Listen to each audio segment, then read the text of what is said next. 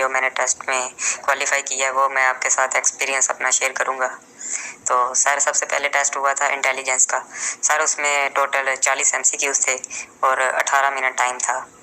तो सर उसमें पहले वर्बल आए थे, फिर नॉन वर्बल आए थे। सर वर्बल में वही कुछ सीरीज़ वाले क्वेश्चन थे और उसके बाद कुछ डिकोडिंग वाले क्वेश्चन थे और उसके बाद सर उसमें 2-3 इस तरह के क्वेश्चन थे कि अकमल बड़ा है अजमल से, अजमल बड़ा है जमाल से, तो हाउ इज़ द ओल्डेस्ट। तो 2-3 ऐसे क्वेश्चन थे। उसके बाद सर नॉन वर्बल में सर वो शक्लों वाले क्वेश्चन थे कि अगर एक शेप ऐसे बनती है, एक डायग्राम ऐसे बन रही है, एक सर्कल बन रहा है, तो दूसरी कैसे बनेगी। तो सर पहले तो ये टेस्ट था। तो इसका टोटल 40 मिनट टाइम 40 एमसीक्यूज़ थे और 18 मिनट टाइम था।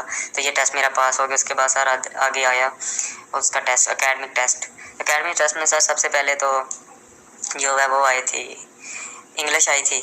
इंग्लिश के मेरे ख्याल से सर जो है ना 9 एमसीक्यूज़ थे। जी हाँ, 9 एमसीक्यूज़ थे और सर उसमें ज़्यादा प्रेपोजिशन के क्वेश्चन थे और उसके बाद एक क्वेश्चन था एडजेक्टिव का। एडजेक्टिव कौन सा है वो बताना था और दूसरा था सर वो वाला एडवर्ब का, वो बताना था।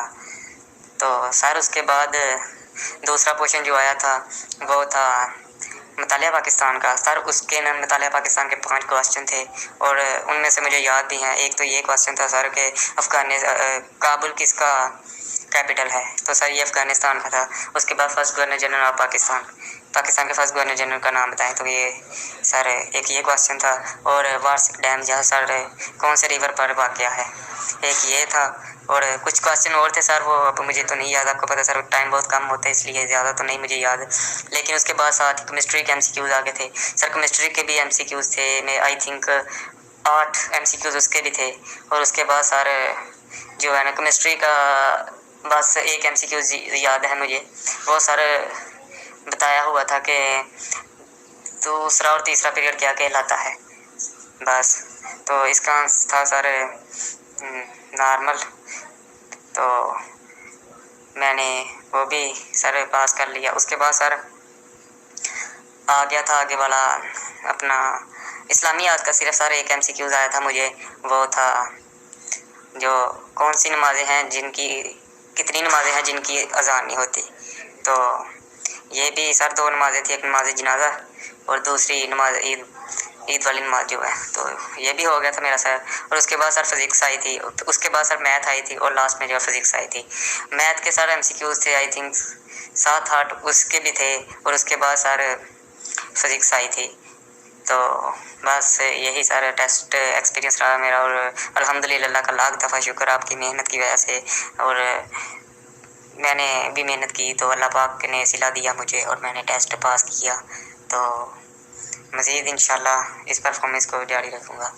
And thank you so much for आपके यूट्यूब चैनल से बहुत ही हेल्पफुल फील किया मैंने खुद को और आज मैं इस स्टेज पर हूँ। Okay sir. लेकिन सर एक बात और कहना चाहूँगा कि सबसे ज़्यादा एकेडमिक टेस्ट में सर इंग्लिश के एमसीक्यूज़ आते हैं और उसके बाद मेरी नज़र में जो आए थे ना वो केमिस्ट्री के थे।